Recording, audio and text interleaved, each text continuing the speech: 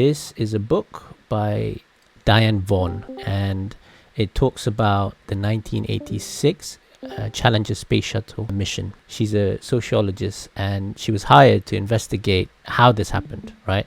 In case you're not aware, in 1986, this space shuttle was launched into orbit, and it was a particularly special, let's say, launch, because prior to this, all the shuttles that were launched didn't carry really any astronauts or anything like that. And also the other element that was special here was that it carried 7 astronauts, the 7th being a teacher, just a normal person that was there to kind of propel and inspire kids into sort of going into science, being an astronaut, so on and so forth. And what was going to happen was, had they made it into space, this teacher would have taught them, had a lesson teaching, about space and so on, right? So this was a calamitous thing. And what happened was, during the launch, there were preceding events prior to the launch that indicated that it wasn't supposed to happen. It's not a good thing. On the day, the weather was so cold that the inspectors at the site said that they found ice. This was in Florida. And the ice could have affected the launches. So they did trial launches of the boosters and everything else separately. And seeing the ice, they said, look, if this broke away in a certain manner, it could cause failure modes, unexpected. Even then, middle management push to have the launch anyway. The day before, they had a meeting with a company that manufactured this part of it. This is called the solid rocket booster. And this company advised, these are the senior head engineers of the business, advised Marshall, the people in Kennedy at the time, that they shouldn't launch. And the reason they said this was because of something called the O-ring here. One page. So this is the O-ring, and they did a study, and they found that this O-ring has a probability of hardening during freezing temperature. So this is a Viton element interfaced by these rocket boosters, as they call them. These are massive things, right? This isn't a small thing. This whole thing is probably a few inches short of the Statue of Liberty. That's how big they are. And more specifically, the level of engineering precision here is such that this O-ring is only 0.28, basically a quarter of an inch, but it's 12 foot wide. I actually did a little CAD to showcase what this looks like, and you've got this O-ring up here. These are 2 O-rings, they call them, and they seal the interfaces. And you've got the combustion chamber, and then there's a protective putty, they call it here, because what must not happen is that the combustion leaks through this such that it could affect this booster, the fuel tank here, right? So that's the little rocket, the solid rocket booster. If any failure mode were to affect this external tank, you got chaos. So she studied this, and what she found was, like everyone else, she believed the problem was middle management. She basically, like everyone, thought that the blame lied on the people that decided to push ahead despite the advice of people at the time. Don't do it, they said. They said that if the weather at the time is less than 53 degrees Fahrenheit, there is a probability that the O-ring will freeze, and there's a term called erosion, which will leak this combustion chamber. And what will end up happening is that you've got the propellant here will seep out. This is something called a tang, and all that fire can actually burn the tank, and that's exactly what happened. It burned the tank, and within, I think, 600 seconds or something along those lines, this entire thing exploded. And what was really, really sad when I read this was that I found out basically the people here, the way they died wasn't from the flames engulfing them. It was actually because the front end, the cabin, fell down 9 minutes later into the Pacific Ocean. So they just knew they were going to die, and there's nothing they could have done about it. So it's a really tragic event, right? So this is how it goes. It starts off blaming the middle management. They were under immense pressure to launch, yet somehow or other, what seemed to be the conclusion at the time, based on the community's the departments that were headed to investigate this, they decided actually it must have been the middle management. It wasn't because of NASA. It wasn't because of some political move by the president and all these other sort of suggestions at the time. It was actually blamed solely on the middle management. So what is normalization of deviation? What Diane found actually wasn't that it was a specific person failure, but it was a cultural shift over time. Something that became normalized as a habit to the tolerance of acceptance. Something you would do today, which isn't wrong, but is outside of what you should do on a given day-to-day. The example I gave earlier is, let's say you're supposed to go to work at 8:30 and you decided to rock up at 8:25, right? Over time, maybe you come in exactly at 8:30, and if you get really comfortable, you'll even go late, right? But then that becomes the norm. And then the new people that come into the business see that as the new norm, right? And then over time that becomes a cultural shift that nobody even knew that 8:30 was supposed to be the start time, for example. That's exactly what happened here. It's been normalized in the culture of NASA, and these are extremely qualified engineers, right? People were suggesting that the managers, the middle management that pushed ahead with the launch were incompetent, for example. That is not true. These are some of the brightest people probably in history, and they were managing other bright people. So how does it occur? So you start with an initial deviation, and you start with something that, deviating from the standard. We spoke about the time. In this instance, it was the fact that there were various tolerances within the design that people found dangerous, but it wasn't dangerous enough to stop the flight. But over years that became normal, and due to production pressure, and also because they didn't really have the budget, they just had to push ahead. So people know that it's wrong. People know that it's an anomaly, but they ignore it. They don't think about it because it's still within the acceptable limits. And then you've got repetition and acceptance. So the deviation recurs without significant negative outcomes. If you keep doing the wrong thing and no one smacks you in the head for doing it, it means it's probably not the wrong thing, right? That's what you're led to believe. So this is something that over time just gets accepted. Then you've got a cultural shift. Over time, the deviation is institutionalized within the organization's culture. New employers are trained under the revised norms, perpetuating the acceptance. Again, speaking back to the time factor we spoke about. And because of this deviation, it creates a systemic risk. This deviation accumulates, and overall risk to the system increases, right? Often unnoticed until a significant failure occurs. Well, why are we here? Why are we talking about it? And how does this relate to my belief system? Well, I chose Islam specifically here because this is what happened. The normalization of deviation is something that came in, and it came in on all angles, by the way. It wasn't just the Shahadah. There were many factors that built into this. So before 685 CE, there wasn't a single written record where Muhammad, his name, was next to God in some way, right? And this is the excerpt from Muhammad and the Believers at the Origins of Islam. And here you can see in the last quarter of the first century, the first inscription of any kind to carry Muhammad is the Apostle of God are coins from Bishapur in Fars, apparently issued in 685, right? This is in the Umayyad rule by a governor for the Zubayrids. And these are the opposing council, which we'll get to in a minute. From the time of Abdul Malik onwards, the double shahada became a thing. There is no God but God, and it was coined with or joined with Muhammad is the Apostle of God, right? This is roughly 60 years after Hijrah. And what is that? 62 years after his death. Is that right? Or does the Hijrah start when he died? I don't know. Either way, it's 60 something years after Muhammad died, and no record before this had any element of the double shahada. In fact, as we will see soon, everything is only la ilaha illallah, or in the name of God, or God is great.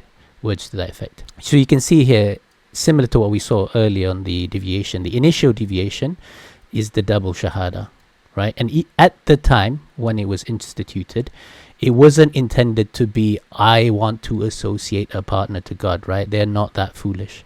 It was to permeate this idea that I am a rightful successor of the Prophet, right? This is Abdul Malik here trying to assert his continued authority after the Fitna war, after the assassination of Uthman, which we will get to. So this delineated the Umayyads from their rivals, the Zubairis. Any mistakes I make here, Brother Peter and anyone else that knows, just feel free to correct me. So in the onset of disaster, this period of the Umayyads marked the onset of Muhammad's name appearing with increasing frequency next to God Almighty.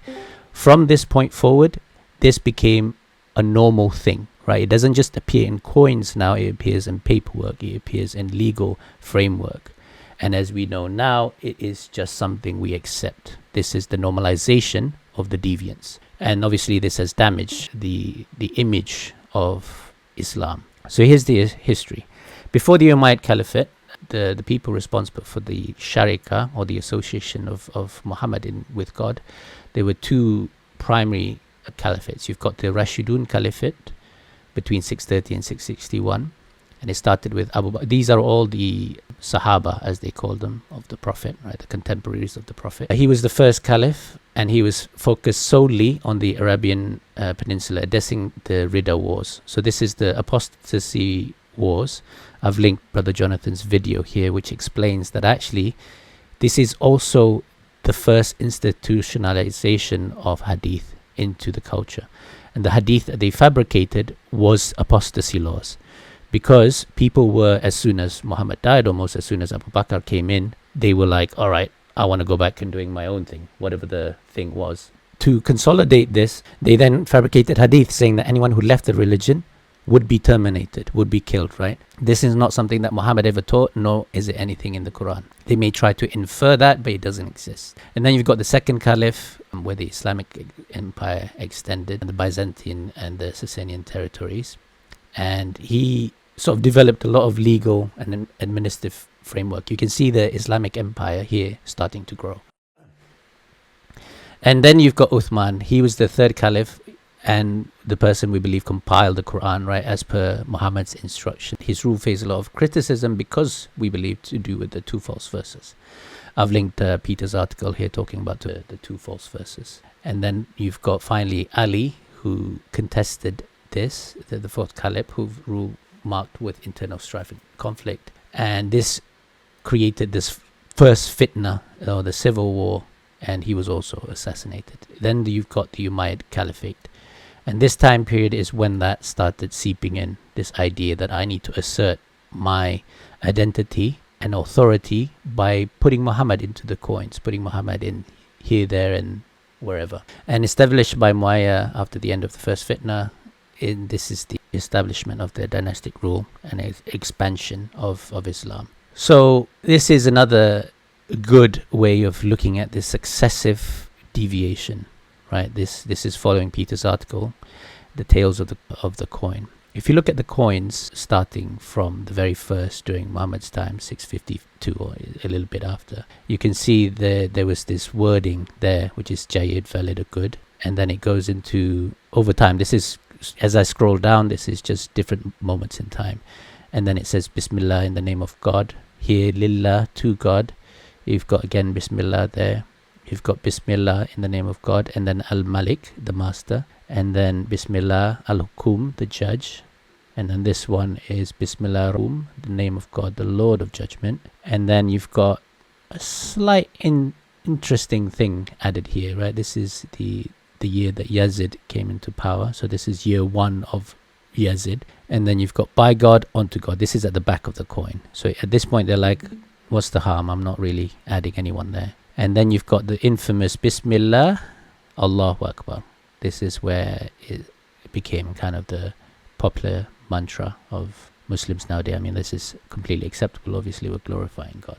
And then you've got this is the initial deviant in the whole system. Around 685, this is the first time Muhammad is mentioned here. You've got again Bismillah as it was before. You can see the coins are very similar, right? It's only the inscription that initially got added, right? And it says here Muhammad Rasulullah. So this is Muhammad Rasul, and then Allah is separate there. So this is the initiation of it, and it's just in the name of God. And I'm just saying nothing harmful here. Muhammad is the messenger of God. That's what they think. And then you've got the second form of deviation. This is around the same time period, immediately afterwards. And at the back of the coin, it says, Bismillah, He Abdullah, Abdul Malik, Amir al-Mu'mineen. In the name of God, the slave of God, Abdul Malik, commander of the faithful, right? In the name of God, and so on and so forth. Even at this point, it's still not the Shahadah per se, but it's starting to put people's name into it. So the question is, why did they do it? The reason they did this was because during the Umayyad Caliphate in 661, they wanted to consolidate power, right? By putting Muhammad's name on the coins, they were asserting their connection to Prophet and their right rule as his successor. This is also to standardize the currency. And at this time, Abdul Malik, he did some reforms in Islamic coinage and introduced epigraphic designs in Islamic religious inscriptions. Again, in Peter's article, you'll see a lot of these epigraphs, basically writings on the wall, as it were. And then you've got assertion of Islamic identity. By placing Muhammad's name on coins, the Umayyads were making a clear statement about the Islamic character of their empire, distinguishing it from the Byzantine and Sassanid predecessors.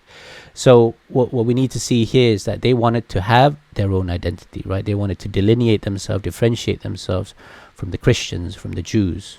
So adding Muhammad there made it clear, look, we're not like you, we're a different kind of believer, right? And another one explanation to this is to external challenges. Some people say it's to do with a response to the Byzantine Emperor Justinian II coinage, where there was an image of Christ, supposedly. So the coin was kind of to counter that, right? I got my own coin and Muhammad's in there. I do wonder if this is supposed to be some version of Muhammad, I'm not sure. Some kind of bearded guy with a crown there. So that's what happened. Right, and you can see kind of this process, a slow degradation of quality, and it's just in your coins to start with. It then seeps into your everyday speech, into the jurisprudence of the religion, so on and so forth. And then all of a sudden, seeps into the Shahadah, right? So this is how the devolution of faith happened over time. And Diane Vaughan, in that book we looked at with the Challenger space shuttle element, called it bounded rationality, right?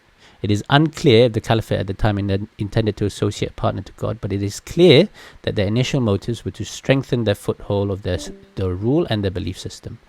So they didn't intend to associate partners to God, but obviously that became the system that caused that. What seems harmless at the time has become an institutionalized mantra for Muslims. The only way you could be accepted as Muslim nowadays is to ensure some form of association or shirk happens next to the name of God. These are the three general forms of the Shahada. The Sunni Shahada, as we know, La ilaha illallah Muhammadur Rasulullah. This is the most common. The Shia Shahada, which is La ilaha illallah Muhammadur Rasulullah, Aliyun Waliyullah. Ali is the friend or patron of God. Right, this is already atrocious. Sunni wouldn't accept this, but for some reason they'll accept this. And finally, the simplified original Shahada is La ilaha illallah. It's worth noting that obviously Sufis and other sects have various permutations of these Shahada. So the question is, which testimony is correct? And how do you differentiate right from wrong when the proliferation of the religion and the entities you rely on for pillars of truth are wholly incongruent with the Quran? We learn that according to the Quran, the Shahada is, actually they should skip to 318, there is no God but God. This assertion that we need to inject Muhammad into the testimony as a means of differentiating Muslims from non-Muslims is nonsensical. A monotheist, according to God, will get their due recompense. This is something that I think Muslims struggle to accept, that those who believe, those who are Jewish, Christians and converts, anyone who believes in God, believes in the last day, leads a righteous life, will receive their recompense from their Lord. They have nothing to fear, nor will they grieve. Forgot to seek refuge in God there. So what they will say is the Jews here aren't the Jews you have today. The Christians here aren't the Christians you have today, right? This is only referring to a past monotheistic people before Jesus came into the idolization element. And I don't know how they reject the Jews, because they're by and large monotheists, right? They do reject Jesus, but that's beside the point. So how do we mitigate the risks associated with normalization of deviation? So this is also another thing that Diane brought in, which is the understanding that standards matter, right? And you always have to go back to the single source of truth. So you have to strict adherence to standards, right? You can't just make up your own thing. You always have to refer back to a given standard. And you have to maintain a culture that emphasizes the importance of adhering to established standards, regularly review and update these standards to reflect best practices and technological advancements. This is a engineering thing, really. And the best known standard that we have is the Quran. All forms of literature will become deviant over time, because God promised to protect the Quran but not the hadiths.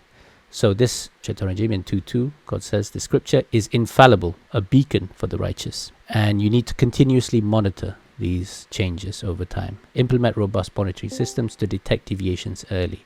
This is why Code 19 is so important, because deviations happen within, if deviation happened within the source text, Code 19 is supposed to pick it out, right? We can tell what is wrong, where it went wrong. And we also need to have frequent Quran studies so that we could detect anomalies amongst ourselves. My understanding versus your understanding could be variant or insufficient, right? And by regularly referring to the same source, we will find, God willing, the same understanding, especially that we have a messenger of God clarifying the message to us. Obviously, this is referring to the preservation of the Quran. 59, absolutely, we have revealed the reminder and absolutely we will preserve it. Rashad says here, 15:1 and 9, the divine source and the perfect preservation of the Quran are proven by the Quran's mathematical code, which is in Appendix 1. God's messenger of the covenant was destined to unveil this great miracle. The word zikr denotes the Quran's code in several verses: 15:6, 21:2, 26:5, 38:1, 38:8, 74:31. The value of Rashad Khalifa, 1230 plus 15 plus 9 is a multiple of 19. And we need to foster a unified culture, encourage open communication and reporting of deviations without fear of retribution, promote a culture where communication of the truth are prioritized over expediency, right? So again, a lot of what you'll see from this catastrophic event of the space shuttle and catastrophic event now of people putting Muhammad's name next to God, a lot of the people that spoke up were afraid to speak up as well. They were pressured to believe that their ideas, their perspectives may have been wrong. And we must foster a culture of openness, allowing the source material to override our opinions. Right, of the source material includes obviously the clarifications by the messenger of God. In 2:174, I seek refuge in God from Satan the rejected. Those who conceal God's revelation in the scripture in exchange for a cheap material gain eat but fire into their bellies. God will not speak to them on the day of resurrection, nor will he purify them. They have incurred a painful retribution. So here, I'll just sum up the whole thing. This applies to all aspects of our life. Right, it's not just an engineering thing, though I see this frequently in my experience. I work with trains and I work with highly qualified people, and what you'll find is that there's a disconnect between the people that assemble, maintain the trains, which holds hundreds of people at a time, right, during regular journey travels of the day. And you'll find that the people that actually have a physical effect on the safety of the trains are less encouraged or inclined to follow the guidelines written in the book that they're supposed to follow, and they don't tell you about it either. They just do their own thing. And the reverse is true. The people that are supposed to be the most qualified and educated, they make up their own thing and they don't understand physically what's supposed to happen. We don't have this issue in Islam. We have the single source of truth, the infallible beacon, and the Quran, the protected Quran from God Almighty, right? He does not err, and his promise is truth. So anytime we refer to the source material, it's not a reference to some poorly conscripted message. It's a reference to the divine judgment and message from God, right? It's a purification process. And so as we know, this is something that we use a lot in debates. In 3:18, the true Shahadah, God bears witness that there is no God except he, and so do the angels, and so those and those who possess knowledge, truthfully and equitably. He is the absolute God. There is no God but he, the Almighty, most wise. When they were told, La ilaha illallah, there is no other God besides God, they turned arrogant. In 39:45, when God alone, Allah wahdahu, is mentioned, the hearts of those who do not believe in the hereafter shrink with aversion, but when others are mentioned beside him, they become satisfied. That's it. That was the whole spiel. Any questions, comments, concerns? So that marks the end of the video. Please check out Hadith Critic's video on apostasy laws, and naturally the original article by QuranTalk linked here.